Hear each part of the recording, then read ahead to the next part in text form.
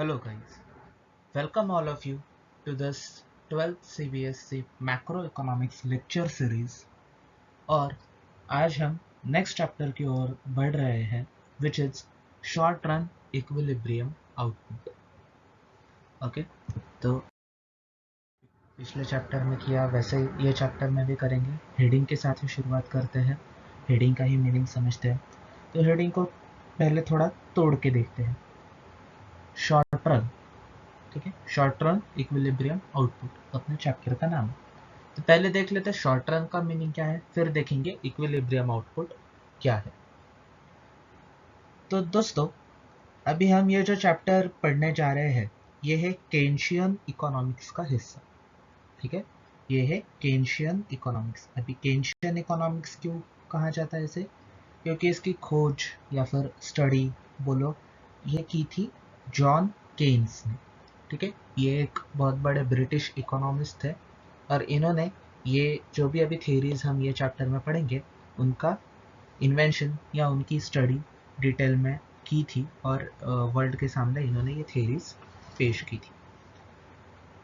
तो जॉन बाबा क्या बोलते हैं कि जब आप आउटपुट का लेवल बस एम्प्लॉयमेंट लेवल पे मेजर करोगे तो उस टाइम पीरियड को बोला जाएगा शॉर्ट रन. ठीक है, आपको शायद समझा नहीं होगा, एक बार वापस थोड़ी और सादी भाषा में देखते हैं. देखिए, कौन से भी इंडस्ट्री अगर ऑपरेट कर रही होगी, कौन सी भी फैक्ट्री अगर ऑपरेट कर रही होगी तो उसका लेवल ऑफ आउटपुट मतलब वो कितने यूनिट्स कितने फिनिश गुड्स बनाते हैं वो हम किसके थ्रू मेजर करेंगे, तो लेवल ऑफ एम्प्लॉयमेंट के बेसिस पे मेजर करेंगे. मतलब जब लेवल ऑफ एम्प्लॉयमेंट ज़्यादा होगा तो आउटपुट ज़्यादा आएगा, जब लेवल ऑफ एम्प्लॉयमेंट कम रहेगा तो आउटपुट कम आएगा. ये टेक्निक या फिर ये अजम्पशन, ठीक है, जहाँ पे फिट बैठता है वो पीरियड को हम बोलेंगे शॉर्ट रन. ठीक है, वो पीरियड को हम बोलेंगे शॉर्ट. चलो एक एग्जाम्पल के तौर पे अगर देखा जाए तो बालाजी चिप्स का एग्जाम्पल लेते हैं. मान लीजिए बालाजी चिप्स के आप ओनर हो, उसकी फैक्ट्री के आप ओनर हो, आप वहाँ प्रोडक्शन संभालते हो, देखते हो. जब वहाँ पे 100 एम्प्लॉयज काम करते हैं, जब वहाँ पे 100 एम्प्लॉयज काम करते हैं एग्जाम्पल के तौर पे, तो वहाँ पे दिन के 100 चिप्स पैकेट्स बनते हैं. तो वहाँ पे दिन के 100 चिप्स पैकेट्स. जब वहाँ पे 200 एम्प्लॉयज काम करते हैं तो वहाँ पे 200 चिप्स के पैकेट्स बनते हैं. ठीक है, तो अभी यहाँ पे क्या हो गया, एम्प्लॉयमेंट का नंबर बढ़ा, एम्प्लॉयज का नंबर बढ़ा तो प्रोडक्ट का भी नंबर बढ़ा. ठीक है, मान लीजिए अगर आप एम्प्लॉयज को घटा देते हैं 100 से 50 कर देते तो number of packets that is produced also reduce to 50. तो यहाँ पे क्या हो रहा है, हमारा जो फिनिश्ड गुड्स है वो डायरेक्टली प्रोपोर्शनल है अपने नंबर ऑफ एम्प्लॉयज के साथ. तो ये लॉजिक जब सही बैठेगा तब हम बोलेंगे कि ये शॉर्ट रन है. जितने भी पीरियड के लिए ये लॉजिक सही बैठेगा, ये थंब रूल सही बैठेगा, हम उसको बोलेंगे शॉर्ट रन है. अभी आप बोलोगे कि हमेशा वैसा तो होगा. ठीक है, जब एम्प्लॉयज कम रहेंगे तो आउटपुट कम आएगा, एम्प्लॉयज ज्यादा रहेंगे तो आउटपुट ज्यादा आएगा. मैं कहता हूँ जी नहीं, मैं कहता हूँ जी नहीं, हमेशा ऐसा नहीं होगा. क्यों नहीं होगा? अगर आप थोड़ा पीछे जाएंगे टाइम में, हम जरा 3-4 डिकेड्स पीछे जाते हैं, थोड़ा 1980s 1990s की बात करते हैं. तब अगर हम बात करें तो इंडिया में टेक्नोलॉजी इतनी डेवलप्ड नहीं थी. ठीक है, बहुत सारे इंडस्ट्रीज, कुछ बड़े इंडस्ट्रीज थे जो मशीन पे काम करते थे, बट बहुत सारे मैक्सिमम इंडस्ट्रीज जो थोड़े मीडियम लेवल पे थे या स्मॉल लेवल पे थे वो आदमियों से ही काम कराते थे. ठीक है, प्रोडक्ट बनाना आदमियों से, फिटिंग वगैरह कराना आदमियों से, क्वालिटी टेस्टिंग करना आदमियों से, उसका पैकेजिंग करना आदमियों से, कुछ भी ऑटोमेटेड नहीं रहता था कुछ कुछ इंडस्ट्रीज में। फिर आया मशीन्स का दौर, ठीक है। थोड़ा इंडिया ने जब एलपीजी पॉलिसी को अडॉप्ट किया तब फॉरेन कंट्रीज के कंपनीज अपने पास आए और उनका टेक्नोलॉजी भी साथ में इंडिया में आया। तो वो टेक्नोलॉजी के वजह से मशीनरी डेवलप हुई। बहुत सा जो मोनोटोनस काम है, मोनोटोनस काम मतलब मैकेनिकल वर्क, जो बार बार वही करना पड़ता है, उसके लिए कुछ ऐसा स्किल वगैरह नहीं लगता है, ठीक है। मान लीजिए फॉर एग्जांपल एक प्रोडक्ट इधर आता है, आपको बस एक हाथ से उठा के दूसरी जगह रखना है, ये अनस्किल्ड जॉब है, मोनोटोनस वर्क है, इसमें कुछ भी करने का काम नहीं। तो यही एक आदमी लगाने से अच्छा है अगर आप एक रोबोटिक आर्म लगा देते हैं, एक रोबोट लगा देते हैं, तो वो अपना काम करते रहेगा और एफिशिएंसी के साथ करेगा, वो ब्रेक वगैरह भी नहीं लेगा। तो ऐसे कुछ कुछ जो मोनोटोनस चीजें हैं वो ऑटोमेटेड होना शुरू हो गई और लेबर्स की संख्या कम कम होती गई, ठीक है। तो अगर आज के दौर की अगर हम बात करें तो जैसे जैसे टेक्नोलॉजी एडवांस होते जाती है, नंबर ऑफ लेबर्स कम होते जाते हैं, बट प्रोडक्शन का फिगर बढ़ते जाता है, तो यहाँ पे क्या हो गया, जैसे जैसे टेक्नोलॉजी डेवलप होती है, हमारा ये केन बाबा का जो रूल है कि लेबर कम तो प्रोडक्शन कम, वो टूटता है। तो जब वो रूल टूटता है तब आप अपन ने समझ लेना अपन लॉन्ग टर्म में आ गए, ठीक है। तो केन्स बाबा क्या बोलते हैं, ये शॉर्ट टर्म कौन सा रहेगा, जितने देर तक भी तुम्हारा आउटपुट डायरेक्टली प्रोपोर्शनल रहेगा तुम्हारे नंबर ऑफ एम्प्लॉयज के साथ, उसको हम बोलेंगे शॉर्ट रन। तो बेसिकली सीधा सीधा अगर मैं बोलूं, शॉर्ट वर्ड्स में अगर इसको बोलूं, तो हम जब ये short run equilibrium output study करेंगे तो केन बाबा का इतना ही बोलना है, क्या, कि टेक्नोलॉजी को कांस्टेंट अज्यूम करो, at the given level of technology. अगर आप ज्यादा एम्प्लॉयज लगाओगे तो आपका आउटपुट बढ़ेगा, अगर आप लेबर कम करोगे तो आउटपुट भी कम होगा। बट बाय चांस अगर टेक्नोलॉजी में कुछ एडवांसमेंट होता है और टेक्नोलॉजी एडवांसमेंट के वजह से आप लोगों को निकालते हो तो आउटपुट कम नहीं होता है, आउटपुट एक तो उतना ही रहेगा, नहीं तो बढ़ भी सकता है, ठीक है। फिर वो शॉर्ट रन नहीं रहा। तो अगर एकदम सिंगल सेंटेंस में बोलूं तो शॉर्ट रन एक ऐसा पीरियड है जहां पे आप लेबर्स, मतलब आपका जो प्रोडक्शन है वो डायरेक्टली प्रोपोर्शनल है लेबर, नंबर ऑफ लेबर्स के साथ, और वहां पे टेक्नोलॉजी कांस्टेंट रहती है, ठीक है। तो शॉर्ट रन तो हमने देखा है, क्यों, क्योंकि यहाँ पे y is equal to AD आता है। This is, now we are seeing savings approach, ठीक है।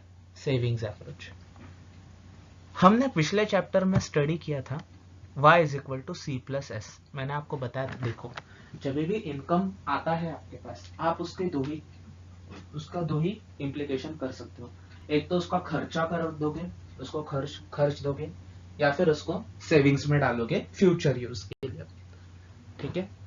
और हमने टू सेक्टर क्लोज्ड इकोनॉमी, याद कीजिए, टू सेक्टर क्लोज्ड इकोनॉमी में देखा था कि AD is equal to C plus I, consumption expenditure plus investment expenditure.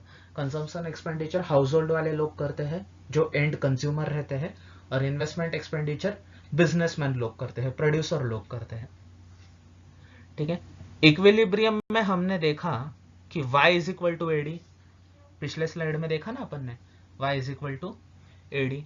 अभी कुछ नहीं, ये y के जगह c प्लस एस सब्सटीट्यूट कर दो और ad के जगह c प्लस आई सब्सटीट्यूट कर दो, तो क्या बन जाता है, c plus S is equal to c plus I, दोनों तरफ से c कैंसिल हो जाएगा और बचेगा s is equal to I, मतलब दोस्तों क्या, तो जब AD is equal to AS होता है तब इक्विलिब्रियम आउटपुट आता है, ये हमने देखा था।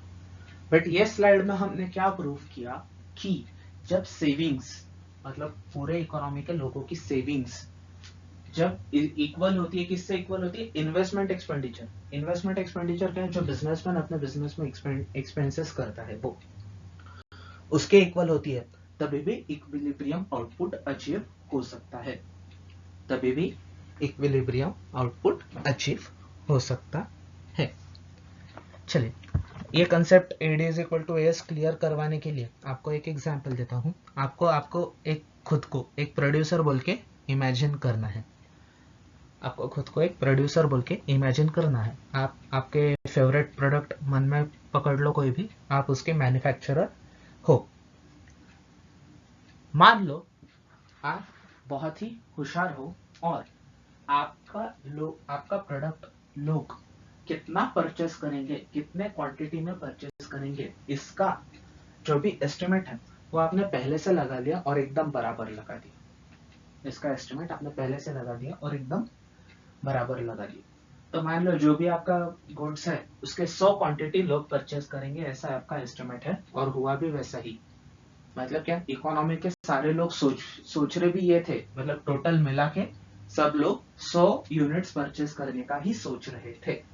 तो आपने जो 100 यूनिट्स प्रोड्यूस करने का सोच रखा था, दैट इज एग्रीगेट सप्लाई, और लोगों ने जो 100 यूनिट्स बाय करने का सोच रखा था, दैट इज एग्रीगेट डिमांड। तो aggregate demand is equal to aggregate supply. मतलब क्या, आपने आपका इक्विलिब्रियम आउटपुट अचीव कर लिया। That 100 quantity is your equilibrium output. Okay, that 100 quantity is your equilibrium output. मान लो आप इसको करेक्ट एस्टिमेट नहीं कर पाए, आपने एस्टिमेट कर लिया 80 यूनिट्स बट लोग सोच रहे थे 100 यूनिट्स। तो यहाँ पे क्या हो गया? AD is more than AS. AD is more than AS. 100 is more than 80. यहाँ पे आपका इक्विलिब्रियम अचीव नहीं हुआ। मान लो आपने ओवर एस्टिमेट कर दिया, आप सोच रहे हो लोग 120 बाय करेंगे बट लोग एक्चुअली सोच रहे थे 100 ही बाय करने का। Now here AS is more than AD. Here AS is more than AD. 120 is more than 100. Therefore क्या इक्विलिब्रियम अचीव हुआ? क्या नहीं हुआ। तो इक्विलिब्रियम कब अचीव होता है? जब AS is equal to AD होता है, या Y is equal to AD होता है, या ये स्लाइड आपके सामने है उसके according S is equal to I होता है। ठीक है, होपफुली आपको यहां तक सब समझा होगा। ठीक है, तो अभी इक्विलिब्रियम अप्रोच में हमने अभी तक जितना भी पढ़ा है, 3 बेसिक असम्पशन हमारे सामने आए हैं। 3 असम्पशन हमारे सामने आए हैं। सबसे पहला असम्पशन हमने देखा कि ये शॉर्ट पीरियड एनालिसिस है। इक्विलिब्रियम आउटपुट जो हम निकाल रहे हैं ये शॉर्ट पीरियड के लिए निकाल रहे हैं। अभी आप टेंशन मत लीजिए, आपको एग्जाम में कभी ऐसा क्वेश्चन नहीं आएगा कि आपको बताना है ये शॉर्ट पीरियड है या ये लॉन्ग टर्म पीरियड है। नहीं, शॉर्ट पीरियड मतलब क्या, बस एक कंसेप्ट है जिसको आपने बस इतना ही बोलना है कि जहां पे लेबर के नंबर के ऊपर आउटपुट डिटरमाइन होगा। ठीक है, output is directly proportional to the employment. ठीक है, बस आपको इतना ही ध्यान में रखना है। तो शॉर्ट पीरियड के लिए हम ये एनालिसिस कर रहे हैं। ठीक है, हम ये एनालिसिस कर रहे हैं क्लोज्ड इकोनॉमी के लिए। ठीक है, क्लोज्ड इकोनॉमी, वो भी कैसी इकोनॉमी? 2 sector economy. तो यहाँ पे हम अजम्पशन कर रहे हैं हमारी इकोनॉमी ना 3 सेक्टर क्लोज्ड इकोनॉमी है ना ओपन इकोनॉमी है। हम यहाँ पे अज्यूम कर रहे हैं हमारी economy is closed 2 sector economy. Last slide में हमने देखा ना, जब S is equal to I हमने जो डिराइव किया तब C प्लस I ही लिया, C plus I plus G नहीं लिया, और ना ही C plus I plus G X minus M लिया। ठीक है, तो हमने बस C प्लस I लिया था। तो इसके लिए क्या अजम्पशन है कि हमारी इकोनॉमी क्लोज्ड इकोनॉमी है और वो भी 2 सेक्टर इकोनॉमी है, और AS is perfectly elastic. AS is perfectly elastic. इसके ऊपर थोड़ा डिस्कशन करते हैं। अभी AS इज परफेक्टली इलास्टिक मतलब क्या? तो आप AS को कौन से भी लेवल के ऊपर लेके जा सकते हो। यहाँ पे ये केन्स बाबा अज्यूम कर रहे हैं। क्या अज्यूम कर रहे हैं? AS को आप कौन से भी लेवल पर लेके जा सकते हो। मान लीजिए 100 के ऊपर इक्विलिब्रियम अचीव हुआ, AD is 100, AS is 100, AD is equal to S, therefore equilibrium is achieved. Equilibrium मतलब समानता, equilibrium is achieved. अभी मान लीजिए पॉपुलेशन बढ़ गई, AD बढ़ गया, AD 100 से हो गया 130, तो यहाँ पे केन्स पापा क्या अज्यूम कर रहे हैं कि आप एग्रीगेट सप्लाई को भी 130 के ऊपर लेके जा सकते हो। वो 130 से 150 हो गया, कौन? AD, aggregate demand. आप 130 से 150 सप्लाई को भी बढ़ा सकते हो। मतलब सप्लाई को कुछ भी लिमिट नहीं है, सप्लाई मतलब डिमांड बढ़ी तो सप्लाई बढ़ सकता है, डिमांड कम हो गई तो सप्लाई कम भी हो सकता है। ऐसा केन्स बाबा का यहाँ पे अजम्पशन है। ऐसा अजम्पशन वो क्यों कर रहे हैं? तो बेसिकली उनका अजम्पशन क्या है कि हर एक प्रोड्यूसर, हर एक बिजनेसमैन हमेशा अपने साथ एक्सेस कैपेसिटी लेके चलता है, हमेशा अपने साथ एक्सेस कैपेसिटी लेके चलता है। एक्सेस कैपेसिटी मतलब क्या? चलो अगेन बालाजी चिप्स वाले एग्जांपल पे आते हैं। आप बालाजी चिप्स के ओनर हो, मैन्युफैक्चरर हो, प्रोड्यूसर हो। आपने जब नया नया प्लांट शुरू किया था तब आपने सोचा था कि मेरे चिप्स के 80 पैकेट्स पर डे बिके जाएंगे, मेरे चिप्स के पर डे 80 पैकेट्स बेचे जाएंगे। तो क्या आप बस 80 चिप्स पैकेट्स बनाने की कैपेसिटी लगाओगे क्या? उतने ही वर्कर रखोगे क्या? उतनी ही मशीनरी लगाओगे क्या? नहीं, कोई भी बिजनेसमैन दूर की सोचता है। ऑब्वियसली आप 150 की लगाओगे, ठीक है, 150, 160, कम से कम डबल कैपेसिटी की तो लगाओगे ही। क्यों? क्योंकि आगे चल के अगर लोगों को आपकी चीज पसंद आने लगी तो डिमांड बढ़ेगा। हर एक बिजनेसमैन ऑप्टिमिस्टिक रहता है तो डबल कैपेसिटी स्पेयर में रखता है, ठीक है। तो यही केन्स बाबा अज्यूम कर रहे हैं कि हर एक प्रोड्यूसर के पास एक्सेस कैपेसिटी है। मतलब क्या? जब भी डिमांड बढ़ जाएगी तो प्रोड्यूसर ज्यादा गुड्स बना सकता है। ये केन्स बाबा अज्यूम कर रहे हैं। और जब एएस इलास्टिक हो गया, मतलब एएस का अपना कुछ अस्तित्व ही नहीं है बेसिकली। डिमांड अगर बढ़ी तो एएस बोलता है चल मैं तेरे साथ बढ़ता हूँ, डिमांड अगर कम हो गई तो एएस बोलता है मैं तेरे साथ कम होता हूँ। मतलब एएस का अपना कुछ रहा क्या इसमें? नहीं, AS is dependent on AD. तो यहाँ पे अपना हुकुम कौन चला रहा है? अपनी मनमानी कौन चला रहा है? एडी, ठीक है। एडी इंडिपेंडेंट है, वो किसी के ऊपर डिपेंडेंट नहीं है। एडी बोलता है मैं एडी एएस को देखता है क्या? नहीं, एडी अपना अपना एक तो ऊपर जाएगा नहीं तो नीचे आएगा। एएस एडी को देखता है और एएस एडी के हिसाब से अपने आप को एडजस्ट करता है। तो एएस को तो कुछ वैल्यू नहीं देनी है। AD is the principal determinant of the equilibrium output, ठीक है। एएस इलास्टिक है, एएस अपने हिसाब से चलेगा, तो इक्विलिब्रियम आउटपुट को कौन डिटरमाइन करेगा? एडी डिटरमाइन करेगा। कैसे? एग्जांपल देता हूं। देखिए, एक इकोनॉमी में 80 यूनिट्स की डिमांड हुआ करती थी, सप्लाई भी 80 यूनिट्स का था। फिर डिमांड बढ़ के हो गई 100 यूनिट्स, एएस 100 यूनिट हो गया। अभी यहाँ पे खुद से कौन बढ़ा? एडी बढ़ा, ठीक है। खुद से कौन बढ़ा? एडी बढ़ा। तो एडी बढ़ने के वजह से इक्विलिब्रियम आउटपुट बढ़ गया। एडी बढ़ने के वजह से इक्विलिब्रियम आउटपुट बढ़ गया, बराबर।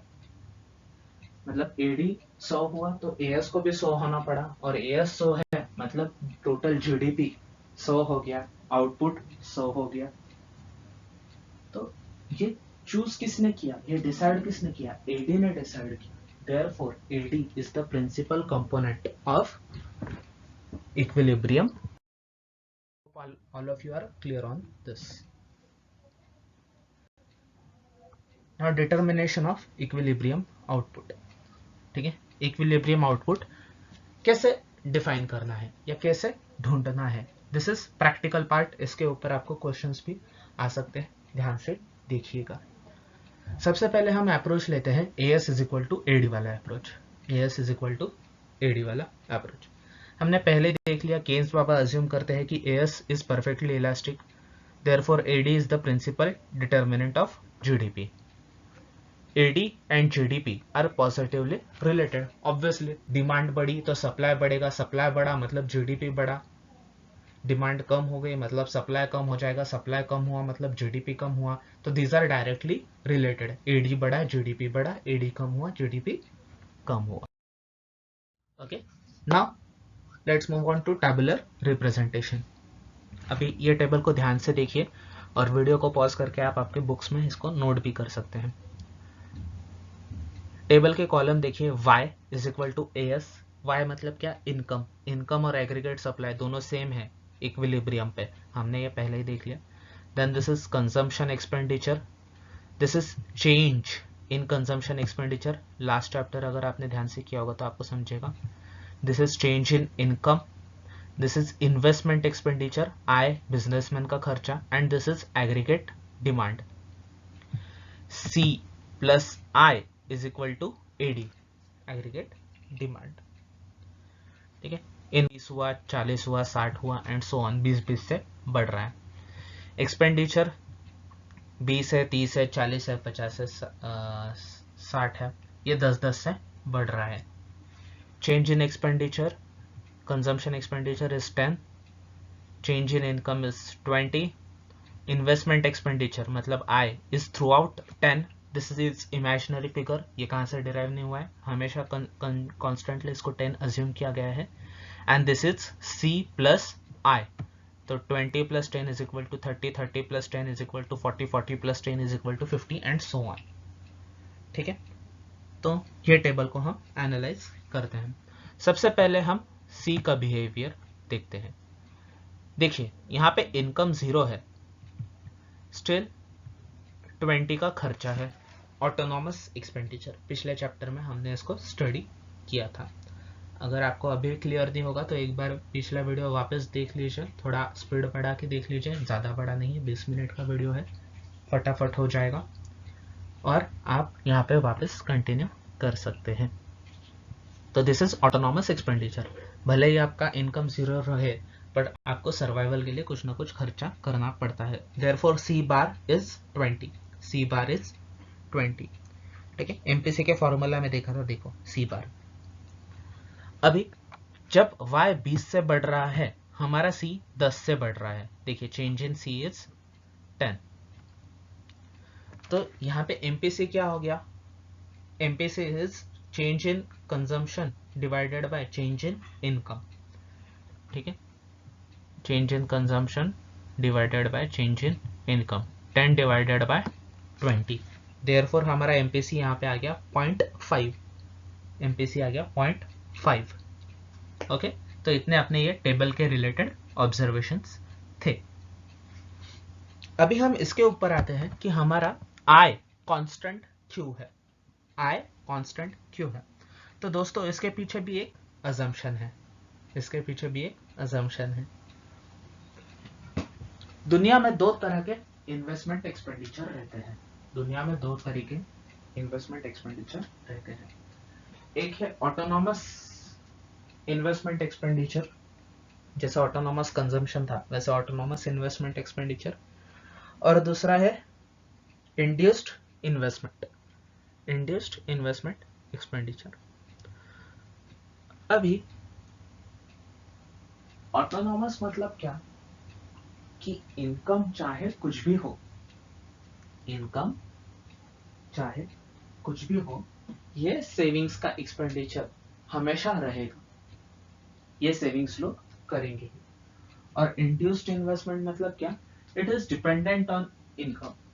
अगर इनकम ज्यादा है तो ये आप ज्यादा करोगे सेविंग्स एक्सपेंडिचर, अगर इनकम कम है तो आप ये एक्सपेंडिचर कम करोगे, इसको बोलते हैं इंड्यूस्ड।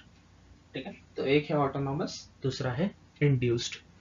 तो अगेन केन्स पापा का यहाँ पे क्या अजम्पशन आता है कि शॉर्ट रन इक्विलिब्रियम आउटपुट में, ठीक है, केन्स बाबा ने बस ऑटोनॉमस इन्वेस्टमेंट एक्सपेंडिचर को ही कंसिडर किया है। इसके लिए I इज ऑलवेज कांस्टेंट। ये हमने एग्जाम्पल में 10 लिया है, तो चाहे इनकम कौन से भी लेवल पे चला जाए, ये आई हमेशा 10 ही रहेगा। क्यों? क्योंकि this is autonomous investment expenditure and it always remains constant irrespective of the level of income. ठीक है, तो चलिए अभी इक्विलिब्रियम आउटपुट हम फाइंड करते हैं। इक्विलिब्रियम आउटपुट हमने क्या देखा था? AD is equal to AS, मतलब ये एडी जो है और ये एएस जो है ये सेम होना चाहिए। ये सेम कहाँ है दोस्तों? तो ये देखिए यहाँ पे 60 के लेवल पे, 60 के लेवल पे ये सेम है।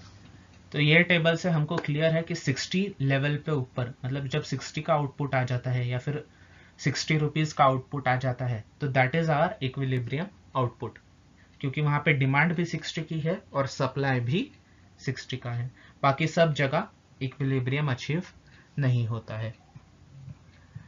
ठीक है, ये अगर हम ऊपर की बात करेंगे 60 के ऊपर की, तो यहाँ पे डेफिशिएंट सप्लाई है, सप्लाई कम है और डिमांड ज़्यादा है। और 60 के नीचे की बात करेंगे तो यहाँ पे एक्सेस सप्लाई है, सप्लाई ज़्यादा है और डिमांड कम है। ओके, इसी प्रकार हम एक डायग्रामेटिक रिप्रेजेंटेशन भी देख लेते हैं इस चीज़ का। यहाँ पे कॉन्सेंट्रेट कीजिए दोस्तों। देखिए ये ग्रीन लाइन जो है ये अपना y है पिछले टेबल की। अगर आपने टेबल लिख के रखा होगा आपके सामने तो आपको चार्ट अच्छे से समझेगा। अगर आपने टेबल लिखा नहीं है बुक में तो वीडियो में पीछे जाइए, पॉज करके पहले टेबल लिख लीजिए और फिर ये चार्ट के ऊपर आइए। तो ये ग्रीन है y, मतलब इनकम। ये येलो लाइन जो है ये C+I है, मतलब aggregate demand. C+I is aggregate demand AD। और ये रेड लाइन जो है ये बस C है, C मतलब कंजम्पशन एक्सपेंडिचर। तो जब हमारा इनकम ज़ीरो था, जब हमारा इनकम ज़ीरो था तो यहाँ पे अपना कंजम्पशन एक्सपेंडिचर कितना था? कंजम्पशन एक्सपेंडिचर 20 था। तो देखिए ये 20 से शुरू होता है और यह है इन्वेस्टमेंट एक्सपेंडिचर मिला के C+I है, तो इसके लिए इसमें 10 ऐड हो गया। ये 20 से शुरू होता है, ये 30 से शुरू होता है और ये 20 के लेवल पे ये 30-40 पे आ जाता है। ठीक है, और हमारा 20 पे y कितना था? 20 ही था। तो जितना इनकम है उतना ही y है, तो 20 पे 20 है, 40 पे 40 है, 60 पे 60 है एंड सो ऑन। तो अगर डायग्रामेटिकली अपने को इक्विलिब्रियम आउटपुट ढूंढना है तो वो कौन सा होगा दोस्तों? तो AD और AS या फिर Y जहाँ पे सेम है वो। अभी Y तो ये है और AD ये येलो लाइन है। तो ये देखिए इनका इंटरसेक्शन यहाँ पे हो रहा है, 60 के पॉइंट पे हो रहा है। यहाँ पे AD और AS का या AD और Y का इंटरसेक्शन 60 पे हो रहा है। देयरफॉर यहाँ पे हम इसको E बोल के डिनोट करेंगे। E मतलब equilibrium. So therefore this is equilibrium output. Okay, this is equilibrium output. तो जैसा ऑब्जर्वेशन हमने टेबल में किया वैसे यहाँ पे भी कर सकते हैं दोस्तों। देखिए जब 60 के पहले अगर हम आते हैं तो AD ज़्यादा है और सप्लाई मतलब ये ग्रीन लाइन कम है। बट जैसे ही हम 60 के आगे जाते हैं तो AD कम है और सप्लाई ज़्यादा है और ये 60 का जो पॉइंट है ये हमारा इक्विलिब्रियम है। ओके, इसके आगे और एक छोटा सा कंसेप्ट है, मैं आपको ओरली बता देता हूँ। Restoration of equilibrium. What? Restoration of equilibrium मतलब क्या? एएस का तो अपना अस्तित्व नहीं है, हमने पहले देखा। AD is the principal determinant. तो ये इक्विलिब्रियम का रिस्टोरेशन कैसे होता है? अगर आप चार्ट आपके सामने रखोगे तो हमने देखा कि 60 पे अपना इक्विलिब्रियम पॉइंट अचीव होता है। 60 पे अपना इक्विलिब्रियम पॉइंट अचीव होता है। मान लो कोई रीजन की वजह से डिमांड कम हो जाती है, डिमांड 50 पे आ जाती है, 60 से 50 पे आती है एग्रीगेटली। बट प्रोड्यूसर्स ने प्लान तो 60 का ही करके रखा था भाई, तो वो 60 प्रोड्यूस कर देंगे, वो 60 प्रोड्यूस कर देंगे। अभी इसके वजह से होगा क्या, 50 की डिमांड थी वो तो एब्जॉर्ब हो जाएगी, 10 के डिमांड का क्या होगा, वो 10 क्वांटिटीज का क्या होगा, तो वो प्रोड्यूसर के पास स्टॉक बोल के पड़े रहेंगे, स्टॉक बोल के पड़े रहेंगे प्रोड्यूसर्स के पास। तो अगले टाइम क्या होगा, प्रोड्यूसर्स बोलेंगे अरे अपने पास तो 10 ज्यादा है, तो नेक्स्ट टाइम वो प्रोड्यूस ही कम करेंगे, प्रोड्यूस उतना ही करेंगे जितनी डिमांड है, प्रोड्यूस उतना ही करेंगे जितनी डिमांड है। तो एडी कम हो गया, इसकी वजह से एएस कम हो जाता है और फिर इक्विलिब्रियम वापस रिस्टोर हो जाता है, इक्विलिब्रियम वापस रिस्टोर हो जाता है। दूसरा सिनेरियो, हमारा 60 पे इक्विलिब्रियम था, डिमांड बढ़ गई, डिमांड हो गई 70 और हमारा सप्लाई जो था वो कम ही था, वो सप्लाई कम ही था। तो अभी क्या होगा कि 60 की डिमांड, 60 का सप्लाई तो एब्जॉर्ब हो जाएगा, बचे हुए 10 के लिए लोग चिल्लाना शुरू करेंगे, अरे और दो भाई और दो, ठीक है और दो। तो प्रोड्यूसर्स को और देने में कोई प्रॉब्लम है क्या, नहीं, उनको तो अच्छा है, उनका माल ज्यादा बिकेगा तो प्रॉफिट ज्यादा होगा, ठीक है। तो वो फिर तब पीरियड के लिए जैसे तैसे करके और यूनिट्स बना के भेज देंगे और नेक्स्ट टाइम प्लान ही 70 का करेंगे, नेक्स्ट टाइम प्लान ही 70 का करेंगे। तो प्लान एक्सपेंडिचर भी 70 हो जाएगा, प्लान सप्लाई भी 70 का हो जाएगा, तो वापस इक्विलिब्रियम रिस्टोर हो गया। तो देखिए दोस्तों, जैसे मैंने आपको एग्जांपल दिया वैसे इकोनॉमी में इक्विलिब्रियम रिस्टोर होते रहता है, शफल होते रहता है। अभी इंडिया जितनी बड़ी इकोनॉमी में एक पॉइंट ऑफ इक्विलिब्रियम डिटरमाइन करना बहुत मुश्किल है, ये कंटिन्यूअसली चेंज होते रहता है। बट जाने अनजाने में हर एक प्रोड्यूसर इक्विलिब्रियम के तरफ ही मूव करता है। अगर उसको दिखता है मार्केट में डिमांड बढ़ रही है तो वो अपने प्रोडक्शन को बढ़ाता है, अगर उसको दिख रहा है मार्केट में डिमांड कम हो रही है तो वो अपना प्रोडक्शन कम कर देता है या स्टॉप कर देता है, ठीक है। तो इसके आगे और है, S is equal to I approach से अपने को टेबुलर और डायग्रामेटिक रिप्रेजेंटेशन देखना है, वो हम अगले वीडियो में मतलब पार्ट 2 में कंटिन्यू करेंगे। होप सो आपको ये वीडियो में हमने जितने भी कंसेप्ट्स डिस्कस किए वो सब समझे होंगे, नहीं समझे तो आपको पता ही है, आप कमेंट बार में नीचे डाउट्स पूछ सकते हो या फिर अपना क्लास जब री ओपन हो जाएगा तब हम फेस टू फेस भी इसकी रिवीजन एक बार ले लेंगे और तभी भी आप आपकी डाउट्स डिस्कस कर सकते हो। बट प्लीज़ आप आपके डाउट्स भूलिएगा मत, अगर कुछ डाउट आया है तो उसको प्लीज़ प्लीज़ प्लीज़ नोटबुक में किधर भी नोट डाउन कीजिए। अगर आपके मन में कुछ भी डाउट्स रहते हैं तो इसका मतलब है कंसेप्ट आपका वो क्लियर नहीं रहेगा और एग्जाम में आपको दिक्कत आ सकती है, ठीक है। तो मेरे रिक्वेस्ट है डाउट्स ज़रूर क्लियर करवा के लेना है।